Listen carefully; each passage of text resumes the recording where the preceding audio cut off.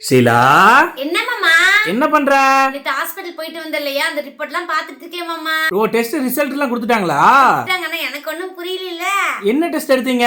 Echo test எடுத்திருக்கேன். Echo டெஸ்டா? ஆமாமா.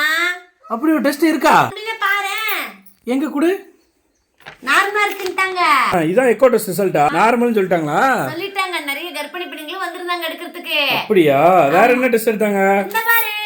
ஏய், என்னது இது? சூப்பர் மார்க்கெட் பில்லு மாதிரியே இருக்குது. மாமா இதுவும் டெஸ்ட் தான் மாமா. இதுவும் டெஸ்டா? ஆமா. ஆமா. எனக்கு தான் ஒண்ணுமே புரியல, அதான் என்னன்னு பாத்துட்டு இருக்கேன். ஓ, இது உனக்கு புரியலையா? இதுல என்னென்னலாம் புரியுது சொல்லு. இதுல எல்லாமே என்ன போட்டுருக்கு, அப்ப நார்மல் தானே அர்த்தம். ஓ, அந்த அளவுக்கு தெரிஞ்சு வச்சிருக்கியா? ஆமா மாமா.